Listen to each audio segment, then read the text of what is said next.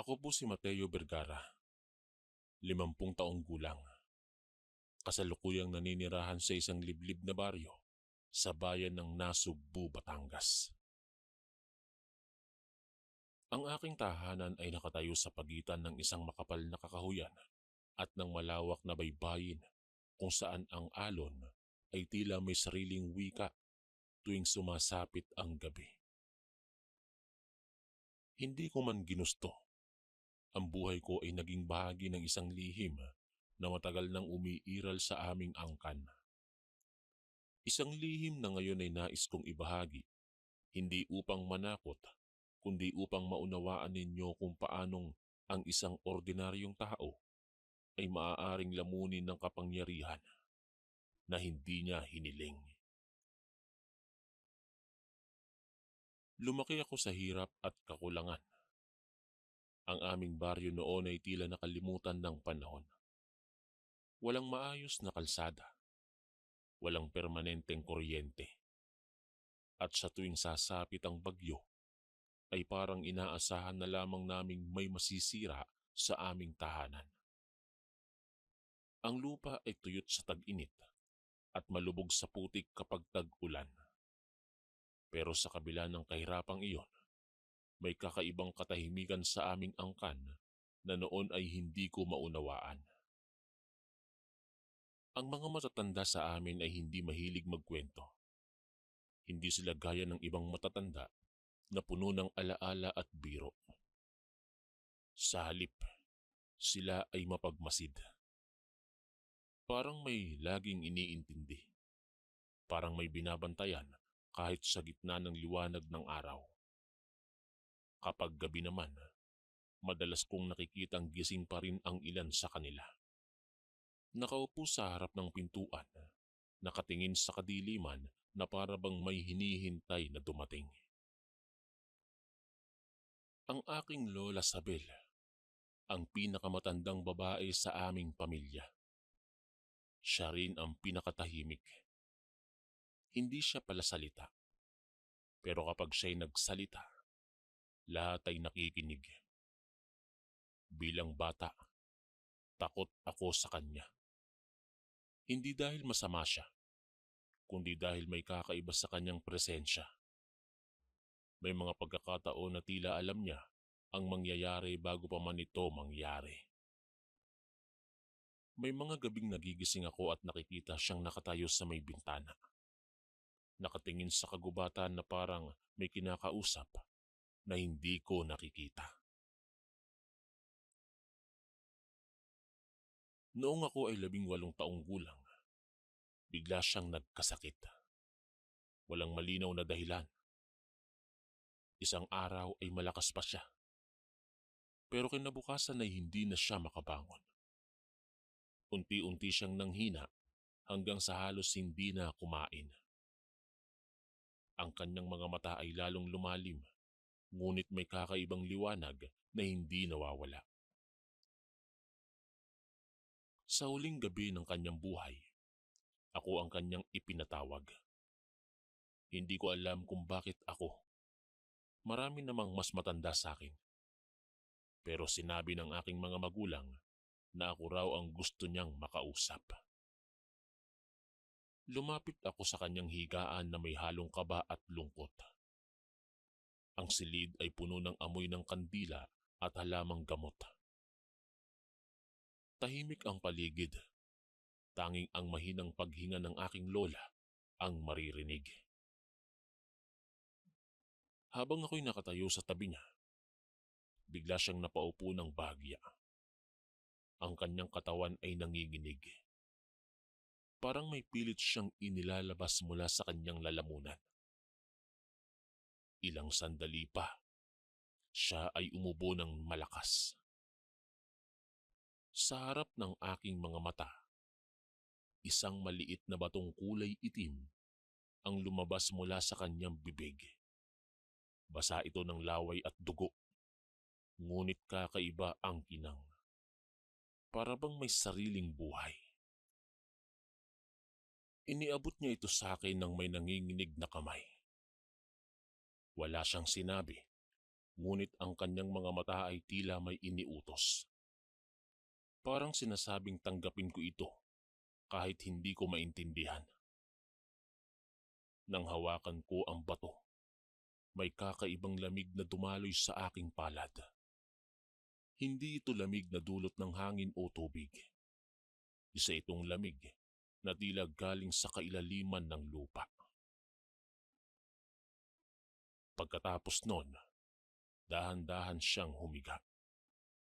Ilang sandali pa ay tuluyan na siyang pumanaw. Hindi ko agad naisip ang kahalagahan ng batong yon. Sa halip, binalot ko ito sa isang lumang tela at itinago sa aking mga damit. Ang nasa isip ko lamang noon ay ang pangarap kong makaalis sa baryo. Gusto kong makipagsapalaran sa lungsod. Gusto kong baguhin ang takbo ng aking buhay. Pagkaraan ng ilang buwan, nagpasya akong umalis ng Nasugbu. Madaling araw pa lamang ay naglakad na ako patungo sa sakayan ng jeep. Ang hangin mula sa dagat ay malamig. Ang alon ay malakas ang hampas. Parang may nagbababala sa akin na huwag tumuloy, pero matigas ang aking loob. Para sa akin, ang takot ay kalaban ng pangarap. Habang papalayo ang sasakyang aking sinasakyan, tumingin ako sa likuran. Ang aming baryo ay unti-unting naglalaho sa aking paningin. Hindi ko alam na sa pag-alis kong iyon, dala ko pala ang isang sumpang hindi na ako kailanman makakatakas. Sa lungsod, mabilis kong natuklasan na ang mundo ay hindi patas. Hindi sapat ang sipag, hindi sapat ang kabaitan. May mga araw na ako'y pinagtatawanan, pinapagalitan at pinaghihinalaan. May mga gabing ako'y natutulog na walang laman ng tiyan. Pero tiniis ko yon sapagkat mas matindi ang takot kong bumalik sa baryo na bigo. Hanggang sa dumating ang araw na ako'y nadakip at ikinulong dahil lamang sa maling hinala. 3 araw akong nabilanggo sa isang selda na parang hukay ng buhay na tao. Doon ko unang naramdaman ang presensya ng dilim na tila matagal nang naghihintay sa akin. Sa 4 gabi, habang ako'y nakahiga sa malamig na semento, bigla kong naalala ang batong iniwan sa akin ng aking lola. Hindi ko pa alam noon na yun pala ang susi sa pagbabagong sisira sa aking pagkatao. Sa loob ng 3 araw na pagkakakulong ko, pakiramdam ko ay unti-unting nauupos ang aking pagkatao. Hindi ko na mabilang kung ilang beses akong napapikit dahil sa matinding hilo at gutom. Ang sikmura ko ay parang pinipilipit ng kung anong kamay na hindi ko makita. Ang aking mga labi ay tuyo. Ang lalamunan ko ay parang may buhangin sa loob. Ngunit higit sa lahat, ang aking isipan ay unti-unting nilalamon ng galit. Ang seldang kinaroroonan ko ay hindi lamang madilim. Ito ay parang may sariling hininga. May amoy itong hindi maipaliwanag. Halo ng lumang pawis, nabubulok na kahoy at kung minsan ay tila may halong amoy ng dugo. Sa tuwing ipipikit ko ang aking mga mata upang piliting matulog, may mga anyong gumagalaw sa aking paningin. Mga aninong hindi ko alam kung guni-guni lamang o totoo. Sa 4 gabing yon, nang halos mawalan na ako ng lakas upang bumangon, doon ko unang naramdaman ang kakaibang lamig. Isa itong lamig na tila dumadaloy mula sa loob ng aking dibdib.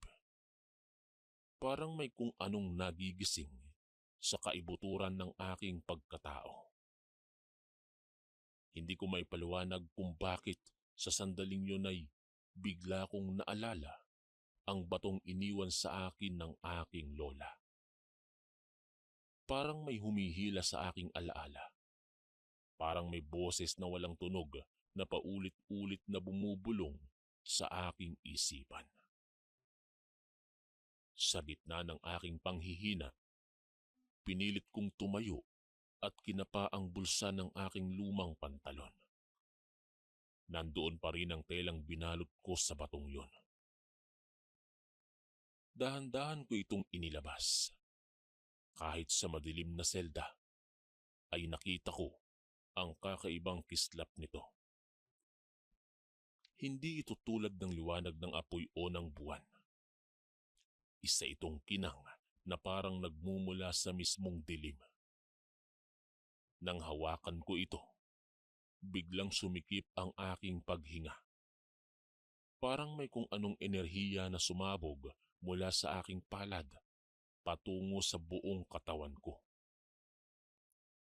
Napapikit ako at sa likod ng aking mga talukap, may mga larawang biglang lumitaw. Nakita ko ang mga anyong hindi ko kilala, ngunit pakiramdam ko ay bahagi ko. Mga lalaking nakasuot ng lumang kasuotan. May mga mata na tila sanay sa dilim. Mga babaeng may mahabang buhok at may mga hawak na halamang hindi ko pa nakikita kailanman. Nakita ko ang mga ritual na ginagawa sa gitna ng kagubatan. Mga aninong sumasabay sa galaw ng apoy. Mga sigaw na walang tunog. Hindi ko alam kung gaano katagal akong nawalan ng ulirat. Ngunit nang ako'y muling magising, naramdaman kong may nagbago sa akin. Ang gutom ko ay naroon pa rin, ngunit hindi na ito karaniwang gutom. Ito ay parang pagnanasa.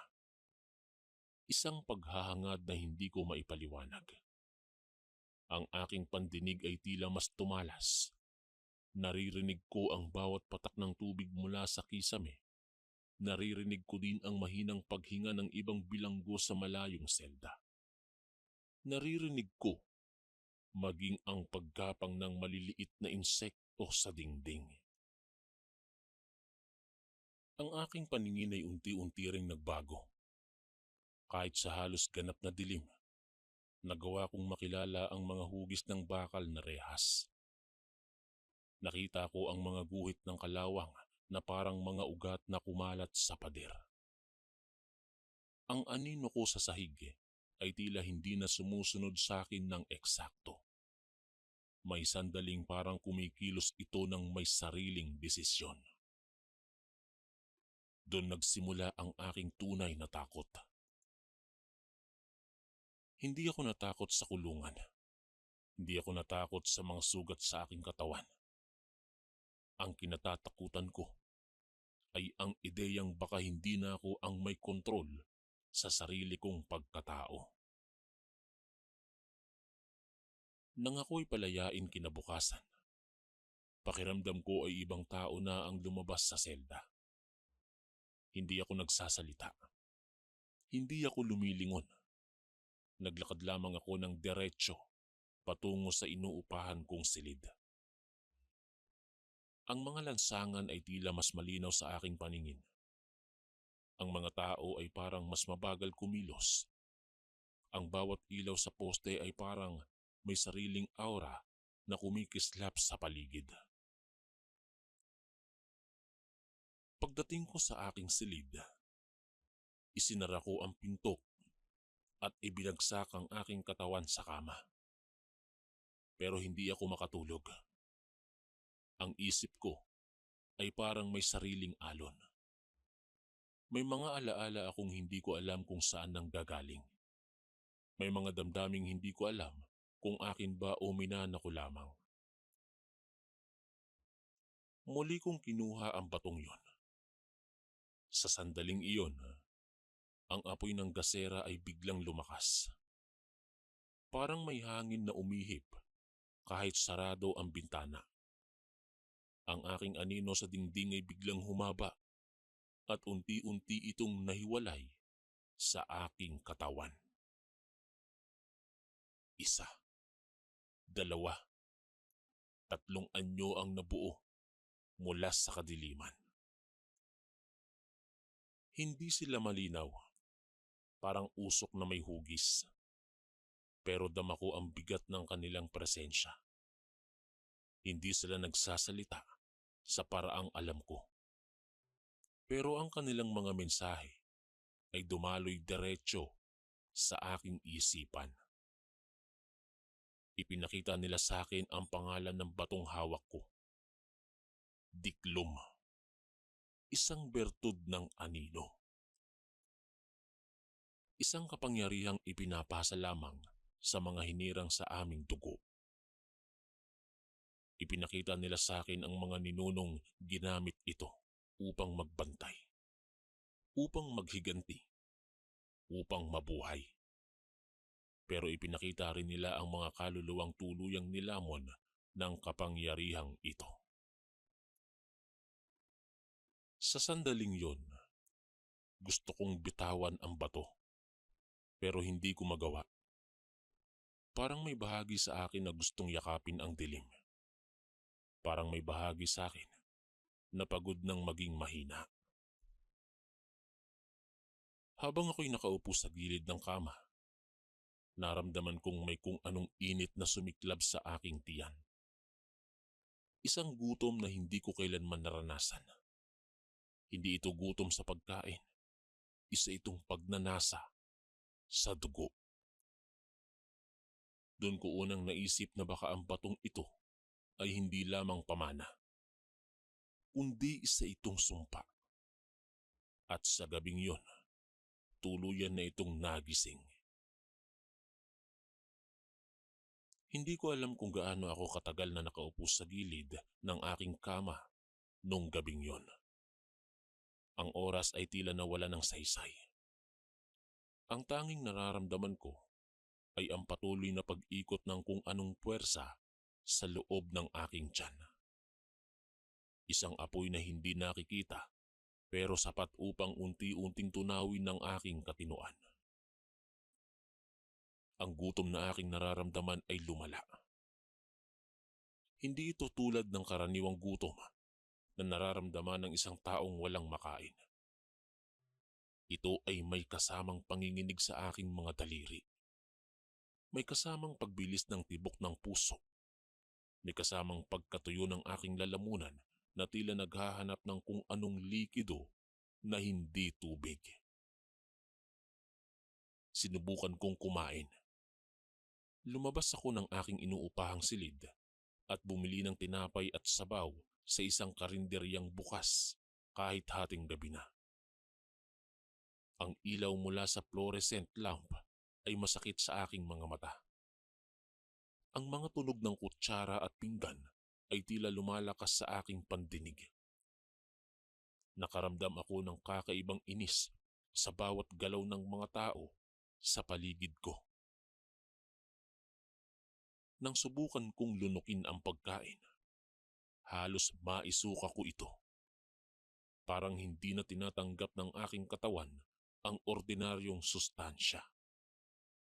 Parang may ibang uri ng pangangailangan na pilit humihila sa akin palayo sa pagiging tao. Hindi ko maintindihan kung bakit. Habang ako'y naglalakad pabalik sa aking silid, napansin kong ang paligid ay tila mas madilim kaysa dati. Hindi dahil sa kakulangan ng ilaw, kundi dahil parang may manipis na ulap ng anino na nakabalot sa aking paningin. Ang bawat poste ng ilaw ay may mahabang buntot ng dilim. Ang bawat sulok ng eskinita ay parang may nakatagong mata na nakamasid sa aking pagdaan. Pagpasok ko sa aking silid, muli kong kinuha ang batong diklom. Sa sandaling hinawakan ko ito, bumalik ang mga bulong. Hindi ito salita, hindi ito tunog, Isa itong pakiramdam na diretsong pumapasok sa aking utak. Ipinapakita nito ang mga larawan ng gabi. Mga aninong gumagalaw sa bubong ng mga bahay. Mga nilalang na tahimik na lumulusot sa pagitan ng mga dingding. Mga taong natutulog ng hindi alam na may kung anong nakamasid sa kanila mula sa itaas. Unti-unti kong napagtanto ang ibig sabihin ng mga pangitain. Hindi lamang ito alaala ng aking mga ninuno. Ito ay paanyaya. Isang paanyayang sumama sa mundo ng dilim. Pinilit ko itong labanan. Isiniksik ko ang batong yon sa ilalim ng aking unan at ipinikit ang aking mga mata.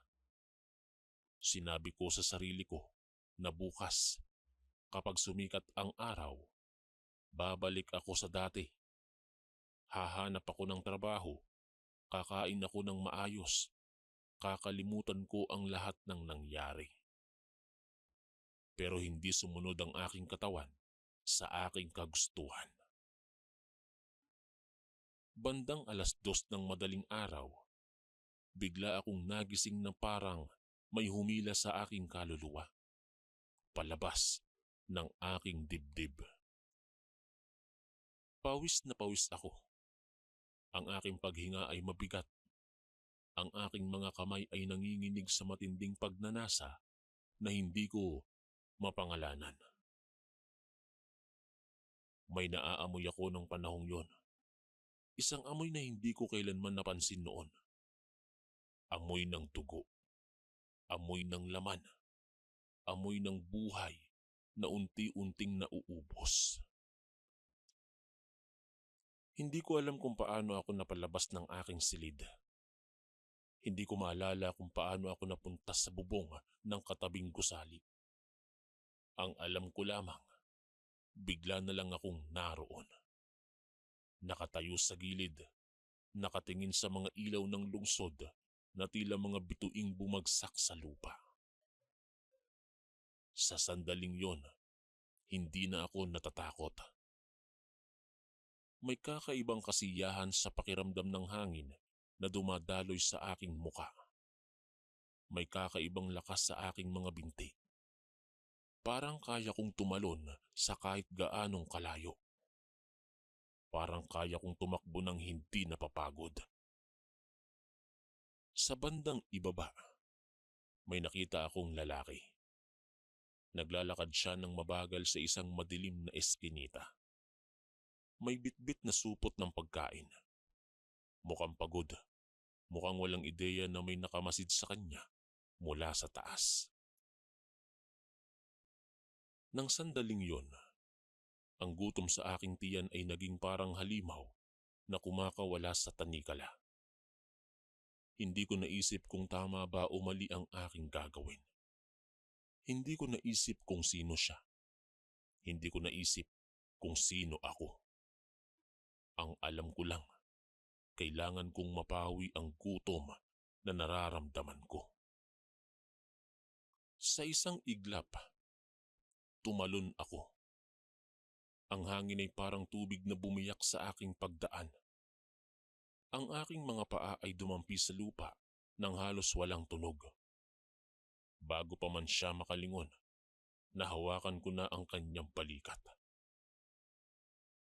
Ang sumunod na nangyari ay parang panaginip na puno ng pulang ulap. May sigaw, may pag-uga, may init na dumaloy sa aking bibig. May kakaibang tamis na hindi ko kailanman natikman noon. Parang ang bawat patak ng dugo ay may dalang lakas na dumadaloy sa aking mga ugat. Hindi ko alam kung gaano katagal yon. Nang ako'y magkamalay, nakaupo na ako sa gilid ng eskinita. Ang aking mga kamay ay may bakas ng dugo. Ang aking dibdib ay mabigat sa mabilis na paghinga. Sa aking harapan ay nakahandusay ang lalaking hindi ko na maigalaw. Sa unang pagkakataon, sa buong gabi, bumalik ang aking katinuan. At kasabay nito, bumalik ang aking pagkatao. Napatingin ako sa aking mga kamay. Hindi ko makilala ang sarili ko. Ang refleksyon ko sa salamin ng isang nakaparadang sasakyan ay parang ibang nilalang. Ang aking mga mata ay mas madilim. Ang aking balat ay tila mas maputla. Ang aking mga labi ay nanginginig, hindi sa takot, kundi sa pagnanasa. Gusto kong sumigaw ng oras na yon. Gusto kong tumakbo palayo. Gusto kong burahin ang nangyari. Ngunit sa kaibuturan ng aking isipan, may isang bahagi na tahimik na nasiyahan. At iyon ang mas kinatatakutan ko. Sa pagbalik ko sa aking silid, bago sumikat ang araw, alam kong hindi na ako kailanman magiging dati o mababalik sa dati. Ang diklom ay hindi lamang nagising, kundi tinanggap ko na ito. Hindi ako nakatulog matapos ang gabing yon. Kahit pagod ang aking katawan, kahit tila nauupos na ang aking isipan sa dami ng nangyari, hindi ako dinadalaw ng antok. Sa halip, pakiramdam ko ay mas nagising pa ang bawat bahagi ng aking pagkatao. Ang bawat tunog sa labas ng aking inuupahang silid ay parang sigaw na diretso kong naririnig sa loob ng aking ulo. Ang bawat galaw ng mga taong dumaraan sa kalsada ay parang may sariling kahulugan na pilit kong inuunawa. Umupo lamang ako sa gilid ng kama. Hawak ang batong diklom na ngayon ay tila mas mabigat kaysa dati. Hindi ko maalis sa aking paningin ang alaala ng lalaking aking pinaslang. Ang kanyang mga mata na puno ng pagtataka. Ang kanyang paghinga na unti-unting humihina. Ang init ng kanyang dugo na parang apoy na dumaloy sa aking lalamunan. Paulit-ulit itong bumabalik sa aking isip na parang isang bangungot na ayaw kong pakawalan. Ngunit sa bawat alaala, may kasunod na kakaibang pakiramdam. Lakas. Hindi ko maipagkakaila. May nadagdag sa aking katawan matapos ang gabing yon. Ang aking mga sugat sa kamay ay kusang naghilom. Ang kirot sa aking likod na matagal ko nang dinadala ay tila naglaho. Kahit ang aking paningin ay mas luminaw pa. Nakikita ko ang mga detalye sa dilim na dati ay hindi ko napapansin. Sa umaga ay sinusubukan kong mamuhay na parang normal. Lumabas ako upang maghanap ng trabaho. Naglakad ako sa mga lansangan na puno ng ingay at alikabok. Nakipagsiksikan ako sa mga tao. Ngunit sa bawat segundo, dama kong may kakaibang distansya sa pagitan ko at ng mundo. Parang ako ay isang aninong naglalakad sa gitna ng mga buhay na nilalang. Napansin ko rin ang isang bagay na lalong nagpalalim ng aking takot. May mga taong tila nakatingin sa akin ng matagal. Hindi sila nagsasalita. Hindi sila lumalapit. Ngunit sa bawat sulok na aking madaanan, may mga matang sumusunod sa aking galaw. Mga matang puno ng pag-alam. Mga matang parang alam ang lihim na pilit kong itinatago. Sa unang araw, binaliwala ko ito. Sa ikalawang araw, nagduda ako. At sa ikatlong araw, nagsimula akong matakot. Bandang hapon, habang ako'y naglalakad sa isang makitid na eskinita upang makaiwas sa init ng araw, may napansin akong matandang lalaki na nakatayo sa lilim ng isang sirang pader. Payat siya, halos butot balat. Ang kanyang mga mata ay malalim at tila may kinang na hindi ko maipaliwanag. Hindi siya gumalaw habang ako'y papalapit. Hindi rin siya kumurap. Sa sandaling yon, may kung anong kumibot sa loob ng aking dibdib. Parang may nagbababala sa akin. Parang may nagsasabing tumakbo ako. Pero huli na. Bigla siyang nagsalita. Hindi malakas, hindi rin malinaw. Ngunit ang kanyang tinig ay parang dumaloy sa mismong utak ko. Alam niya ang tungkol sa diklom. Alam niya kung ano na ako. Hindi ko maalala kung paano nagsimula ang aming pag-uusap.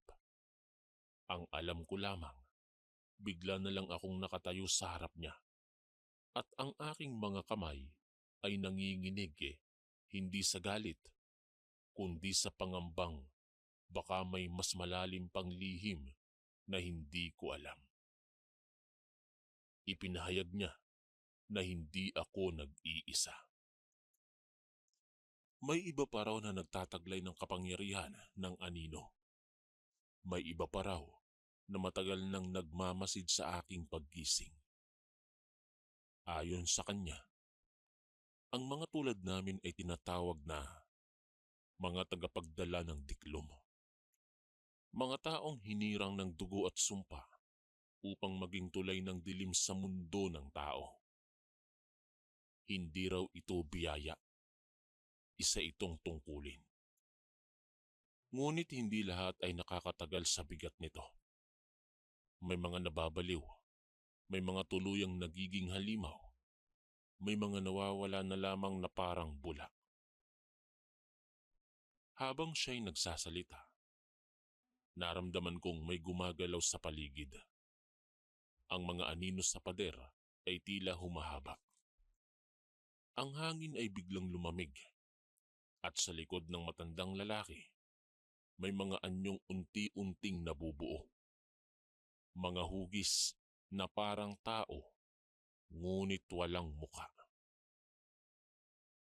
Hindi ko alam kung guni-guni lamang yon o tunay. Pero malinaw sa akin ang mensaheng nais niyang iparating. Binabantayan ako. Sinusubok ako. At kung hindi ko kayang kontrolin ang gutom sa loob ko, may darating upang tapusin ako. Nang iwan ko siya sa eskinita, pakiramdam ko ay mas mabigat ang aking bawat paghakbang. Hindi na lamang ang sariling konsensya ang aking dinadala. May kasama na itong takot sa mga nilalang na hindi ko pa nakikita, ngunit alam kong umiiral. Kinagabihan, muling bumalik ang gutom na pakiramdam. Mas malakas, mas mapilit, mas marahas. Ngunit sa pagkakataong yun, may isa pang pakiramdam na sumabay sa aking pagnanasa. May nakamasid mula sa bubong. Mula sa ilalim ng mga sasakyan. Mula sa mismong anino ko. At sa unang pagkakataon, mula nang magising ang diklom, naisip kong baka hindi na lamang ako ang mandaragit. Baka ako na rin ang hinahabol. Hindi na ako nagkunwaring normal matapos ang babala ng matandang lalaki. Sa loob ng mga sumunod na araw, malinaw sa akin na wala nang babalikan ang dati kong buhay. Ang bawat paggising ko ay may kasamang pakiramdam na parang may mabigat na aninong nakadagan sa aking dibdib. Ang bawat paghinga ko ay parang hinahati sa pagitan ng pagiging tao at pagiging isang nilalang na hindi ko lubos kilala. Ang gutom ay hindi na lamang bumabalik tuwing gabi. Natutunan nitong sumunod sa akin kahit sa liwanag ng araw. Habang naglalakad ako sa mataong kalsada, naamoy ko ang dugo ng isang lalaking may sugat sa kamay. Habang nakapila ako sa isang tindahan, narinig ko ang pagbilis ng tibok ng puso ng isang babae sa aking likuran. Kahit ang simpleng pagdaan sa isang ospital ay naging pagsubok. Ang hangin doon ay puno ng amoy ng laman at kamatayan na tila umaakit sa aking kaluluwa. Sinubukan kong labanan ito. Nagkulong ako sa aking silid. Tinakpan ko ang mga bintana. Tinanggal ko ang gasera upang hindi na makita ang aking anino sa dingding. Pero kahit sa ganap na dilim, naroon pa rin ang presensya ng diklom. Parang may sariling pulso ang batong yon. Parang may sariling paghinga. Sa tuwing hahawakan ko ito, may mga larawan na muling lumilitaw sa aking isip. Mga kagubatan na puno ng hamog, mga ilog na kulay abo ang agos. Mga taong tumatakbo sa takot habang hinahabol ng mga aninong walang pangalan. Unti-unti kong naunawaan ang isang bagay. Ang kapangyarihan ng diklom ay hindi lamang tungkol sa gutom o lakas. Isa itong koneksyon sa isang mundong nakatago sa pagitan ng liwanag at dilim. Isang mundong matagal nang nakamasid sa sangkatauhan. At ngayong nagising na ako, bahagi na rin ako nito. Isang gabi habang ako'y nakahiga at pilit pinipigilan ang sarili na lumabas upang manghuli o maghanap ng mabibiktima, may narinig akong kaluskos sa bubong ng aking inuupahan. Hindi ito karaniwang tunog ng pusa o ibon lang. Mabigat ito, mabagal. Parang may naglalakad na may layuning malinaw. Hindi ako gumalaw. Pinakinggan ko lamang ito. Ang bawat hakbang sa itaas ay parang pagtibok ng aking sariling pulso. Hanggang sa bigla itong tumigil. Eksakto sa tapat ng aking kinahihigaan.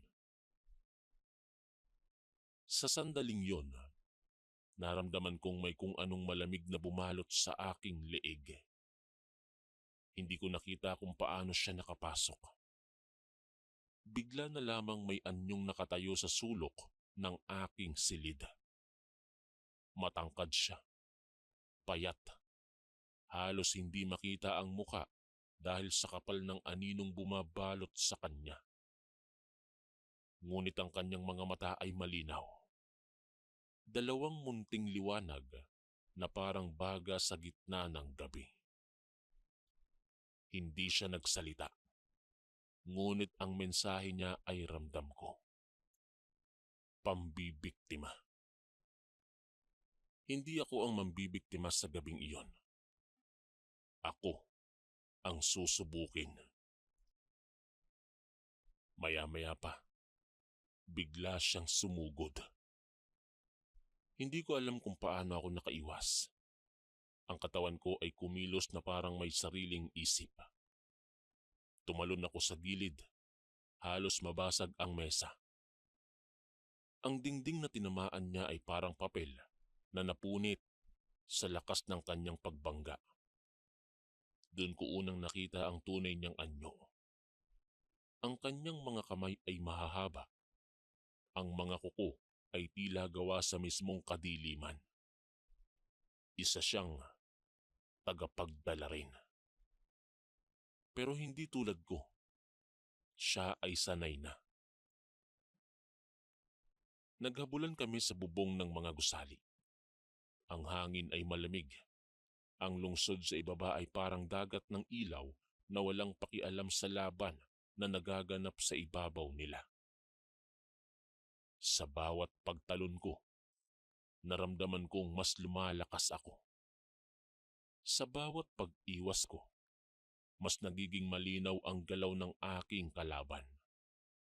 Ngunit mas malinaw din ang kanyang layunin.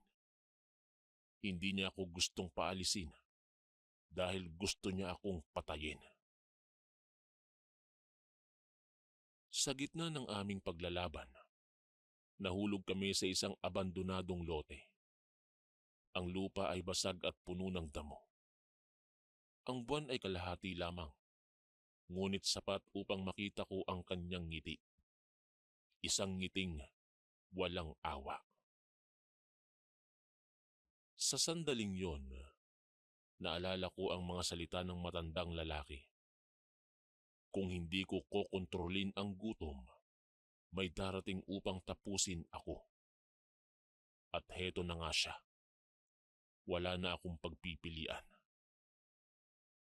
Hinawakan ko ang diklom at sa unang pagkakataon, hindi ko ito nilabanan. Hinayaan kong dumaloy ang dilim sa aking mga ugat. Ang aking paningin ay naging kulay abo. Ang aking pandinig ay naging parang alon na sumasabog sa aking ulo. Ang aking puso ay tumibok ng napakabilis na parang gusto nang kumawala sa aking dibdib. Nang muli siyang sumugod, ay sinalubong ko na siya.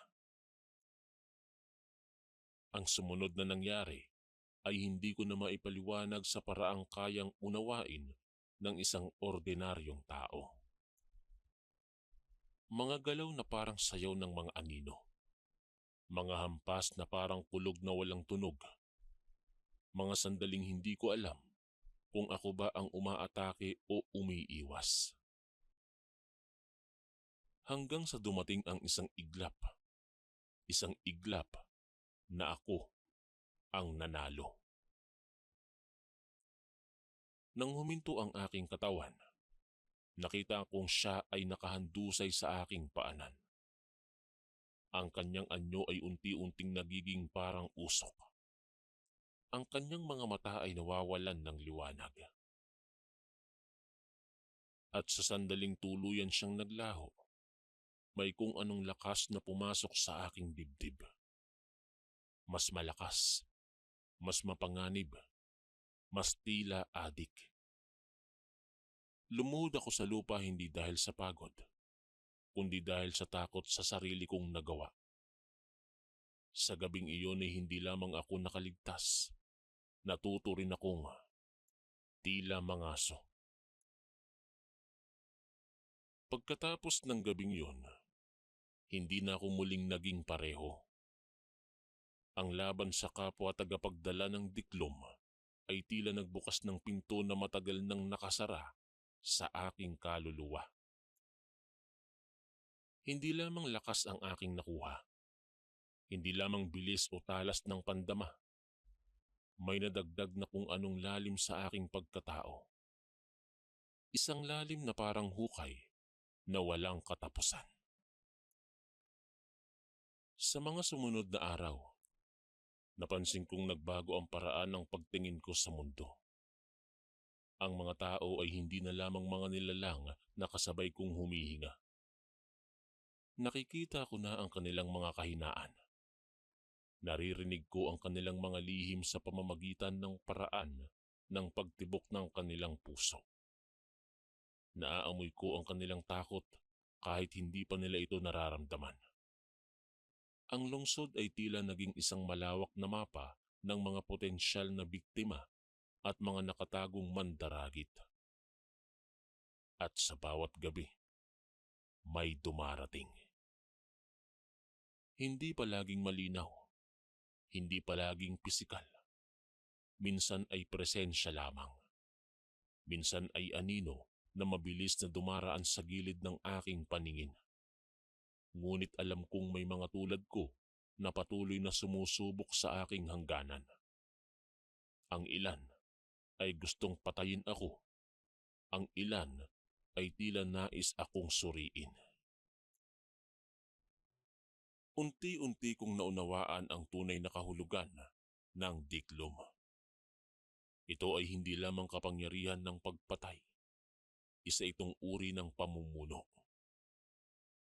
Ang mga tagapagdala ay hindi basta-basta pinipili. Ang bawat isa ay may papel sa isang sistemang mas matanda pa sa mga bayan at lungsod na ating kinalakihan. May mga mas mababa, may mga mas mataas, may mga nawawala, at may mga nananatili. At mayroong iilan na nagiging pinuno. Isang gabi, habang ako'y nakatayo sa bubong ng isang gusali at pinagmamasdan ang malayong liwanag ng dagat, may naramdaman akong kakaibang katahimikan. Hindi ito ang katahimikang dulot ng kawalan ng ingay. Isa itong katahimikan na parang paghinga bago ang isang malaking bagyo. Maya-maya, biglang lumamig ang hangin. Ang mga ilaw sa ibaba ay tila kumurap ng sabay-sabay. At mula sa likod ko, may presensyang lumitaw. Hindi ko siya kailangang lingunin upang malaman kung gaano siya kalakas.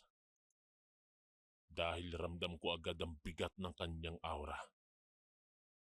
Parang may bundok na nakapatong sa aking balikat. Parang may dagat na gustong sumabog sa loob ng aking dibdib. Nang humarap ako, nakita ko ang anyong halos hindi mahagip ng aking paningin. Hindi siya malinaw. Parang siya ay gawa sa pinaghalong usok at gabi. Ang kanyang hugis ay patuloy na nagbabago. Minsan ay tila matangkad na lalaki. Minsan naman ay parang nilalang na may malaking pakpak. Subalit ang kanyang mga mata, iyon ang hindi ko malilimutan. Dalawang malalim na hukay ng kadiliman na tila kayang higupin ang mismong liwanag ng dilim. Sa sandaling iyon, nauunawaan ko. Isa siyang matandang hari ng anino. Hindi siya dumating upang makipaglaban. Dumating siya upang husgahan ako. Ang kanyang presensya ay parang pader na pilit sumisiksik sa aking pagkatao. Parang sinisilip niya ang bawat alaala, bawat takot, bawat kasalanang aking nagawa mula nang magising ang diklom sa aking dugo. Nakita niya ang lalaking una kong pinaslang. Nakita niya ang laban ko sa tagapagdala. Nakita niya ang bawat sandaling halos mawalan ako ng kontrol sa gutom. At sa gitna ng tahimik na panghuhusgang iyon, may kung anong nagbago.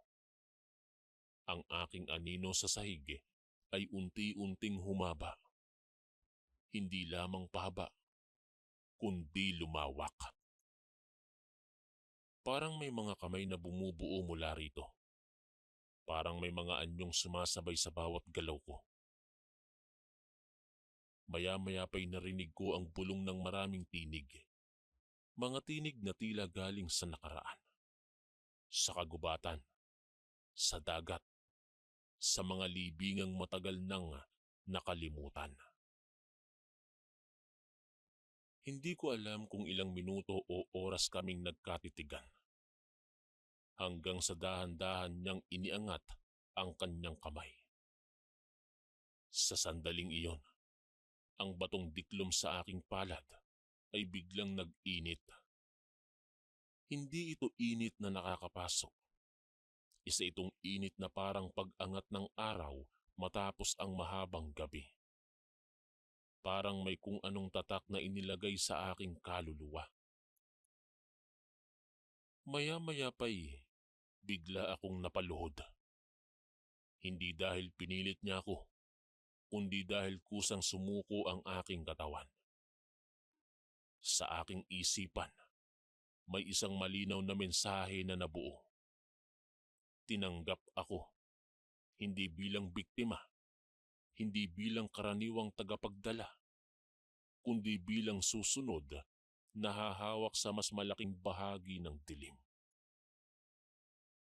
Nang muli akong tumayo, wala na siya.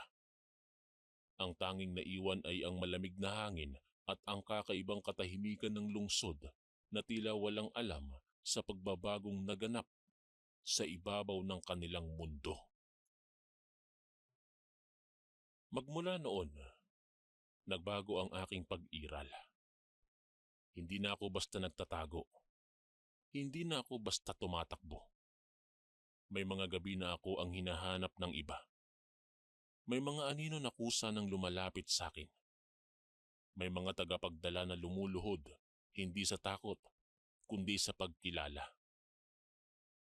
Ngunit sa kabila ng lahat ng yon, may isang bahagi sa aking puso na nananatiling sugatan. Ang bahagi na naaalala ang baryo sa Nasugbu, Batangas. Ang dagat na tahimik sa dapit hapon, ang kagubatan na puno ng huni ng kuliglig, at ang aking lola na nag-abot sa akin ng batong hindi ko kailanman maibabalik pa. Ngayon, habang ako'y patuloy na naglalakad sa pagitan ng liwanag at dilim, alam kong hindi pa ito ang wakas ng aking kwento. Sapagkat sa bawat aninong aking kinokontrol, may kapalit na bahagi ng aking pagkatao ang unti-unting nawawala. At balang araw, kapag tuluyan nang naubos ang natitirang pagkatao sa loob ko, maaaring ako na ang maging pinakakinatatakutang tagapagdala ng diklom. Lagi ka bang nangihina? Pakakulam o palipad hangin na yan. Ito ang mga signs. Una, mabilis kang mapagod kahit kakagising mo lang. Pangalawa, bigla kang lalamigin o nilalamig o pinagpapawisan kahit hindi naman mainit. Pangatlo, parang may gumagapang na lamig sa likod o dyan sa batok mo. Pang-apat, sumasakit ang ulo o tiyan pero normal naman ang check-up. At ang panglima, pakiramdam mo ay parang may kumukuha ng lakas mo araw-araw. Kaya marami sa amin ang kumuha ng Kaligon Bracelet bilang personal na panangga. Ang Kaligon Bracelet ay espiritual na panangga laban mo sa kulam, barang, tigalpo, palipad hangin, usog at lahat ng anyo ng sumpa. Kasama na dito, kapatid, ang rebuelta o ang pagbabalik ng sumpa sa nagpadala nito. Kargado din ito ng mga Latin na dasal mula sa ating mga kaibigang manggagamot at antingero. Simple lang kasundo, isuot mo lang ito. Malaki ang tulong nito, lalong-lalo na kung madalas kang manghina. Nasa baba ang yellow basket. Kung hindi mo makita, isearch mo lang sa Lagbantay Kaligon Bracelet.